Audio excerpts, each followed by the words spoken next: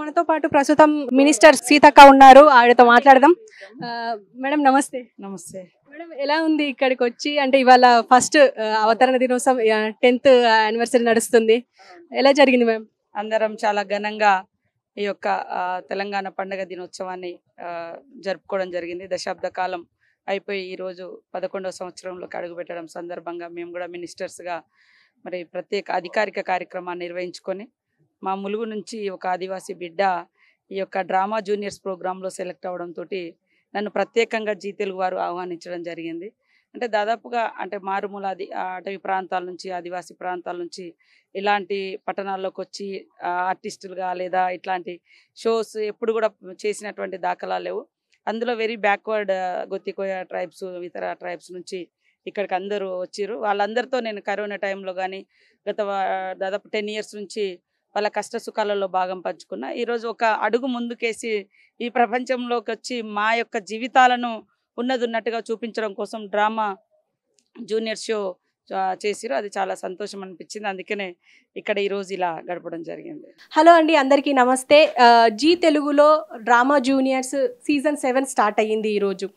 దీనికి చీఫ్ గెస్ట్గా సీతక్క వచ్చారు మినిస్టర్. సో ఇక్కడికి వచ్చి మన అమ్మాయిని తులసిని చాలా ఎంకరేజ్ చేశారు. బికాజ్ ఆఫ్ అక్కడి నుంచి అంటే మేడారం దగ్గర ప్రాంతం నుంచి వచ్చిన పాప కాబట్టి, అండ్ మేడం ముందర తులసి పర్ఫామ్ చేసింది. అయితే తన మాటల్లో ఎలా ఉంది, తన ఫీలింగ్ ఎలా ఉంది అనేది తనని అడుగు తెలుసుకుందాం. తులసి, హాయ్. తులసి హాయ్. ఏ క్లాస్ చదువుతున్నావు? 6th class. ఎక్కడ? ప్రజెట్ నగరంలో. ఇక్కడికి రావడానికి అంటే జూనియర్స్కి రావడానికి డ్రామా జూనియర్స్లో ఎలా సెలెక్ట్ అయ్యావు? నేనా, మాకు సార్ వాళ్ళు వచ్చి చేపించారు, అందుకే నేను సెలెక్ట్ అయినా.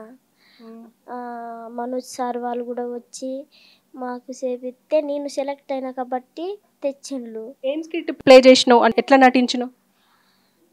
నేను చదువు గురించి. అవునా? ఇప్పుడు సీతక్క ముందర స్టేజ్ పైన అందరి ముందర పర్ఫామ్ చేసినావు, ఎట్లా అనిపించింది? అలాగే ఏం పర్ఫామ్ చేసినావు సీతక్క ముందర? చాలా హ్యాపీగానే ఉన్నది. సీతక్క నాకు అన్ని డ్రెస్సులు బొమ్మలు పంచింది మా ఊరోళ్ళకి. ఎప్పుడు? అప్పుడు కరోనా టైంలోనా? రోజు అంటే ఒక్కొక్కసారి వచ్చి పంచుతుంది. ఇయ్యాల కూడా పంచింది బొమ్మలు డ్రెస్సులు. అండ్ ఇప్పుడు స్టేజ్ మీద ఏ పర్ఫామ్ చేసినావు, అంటే ఏం నటించినావు? నేను అమ్మ గురించి, చదువు గురించి, కుటుంబం గురించి. అవునా? మీ ఊరు గురించి? మా ఊరు గురించి. ఒక డైలాగ్ చెప్పు అందులో మీ డ్రామాది. ఫస్ట్ డైలాగ్ చెప్తాను. నమస్కారం అండి, నా పేరు తులసి, మా ఊరి పేరు తక్కెలగూడెం, తాడ్వాయి మండలం, ములుగు జిల్లా. నేను అడవి బిడ్డని. లాస్ట్ డైలాగ్ ఒకటి చెప్పు.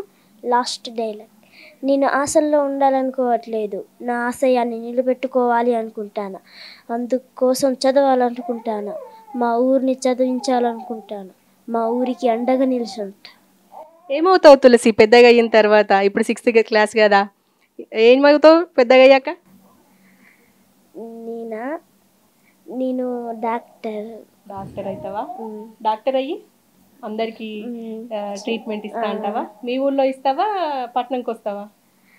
మా ఊర్లో. మీ ఊర్లో చేస్తావా?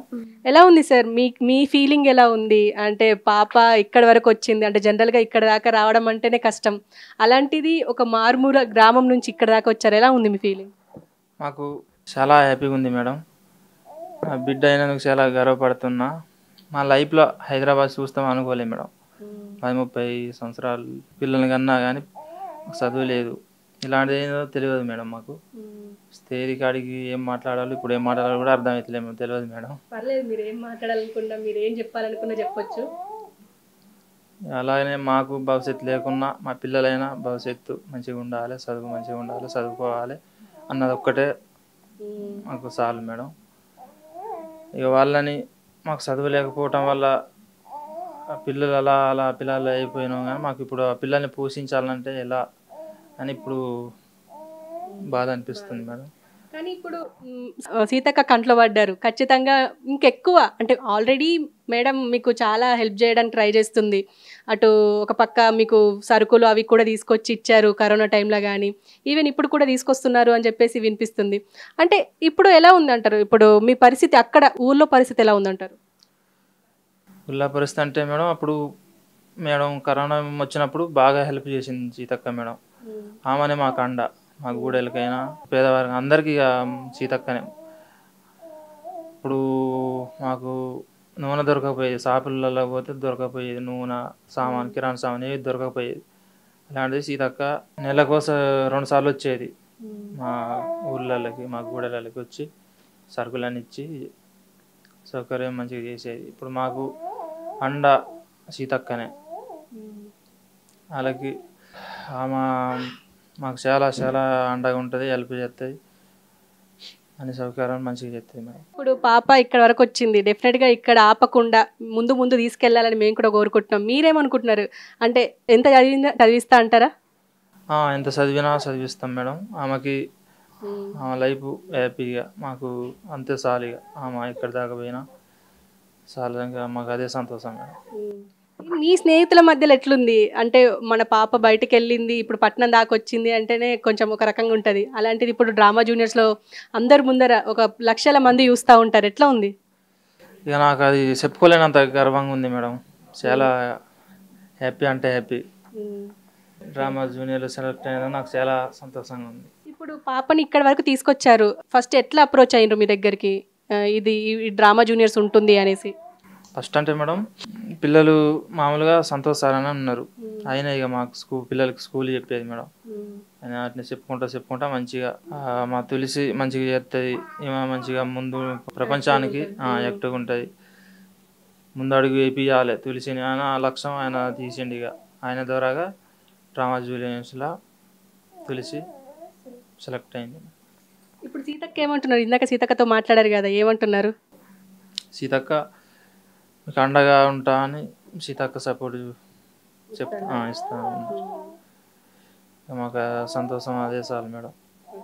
ఫైనల్గా ఏం చెప్తారు? ఇప్పుడు మీ గ్రామం వాళ్ళకి కానీ ఇప్పుడు పిల్లల్ని ఎంకరేజ్ చేయని వాళ్ళు కూడా ఉంటారు, అలాంటిది మీరు ఇక్కడ వరకు తీసుకొచ్చారు మారుమూల గ్రామం నుంచి. ఎలా అంటే మీరేం చెప్పాలనుకుంటున్నారు ప్రపంచానికి? ప్రపంచానికంటే ఇప్పుడు తులసిని ముందడుగు వేయించిన ఆయనకి చాలా ధన్యవాదాలు. ఈ ప్రపంచం అంటే ఈ ప్రపంచానికి తెలిసిపోతుందంటే నాకు ఇంకా చాలా హ్యాపీగా ఉన్నది. ఓకే అండి, thank you very much. All the best Tulasi. ఇంకా 20 ఎపిసోడ్లు ఉన్నాయి, అన్నింటిలో నువ్వు పర్ఫెక్ట్గా చేయాలని మనస్ఫూర్తిగా కోరుకుంటున్నాను.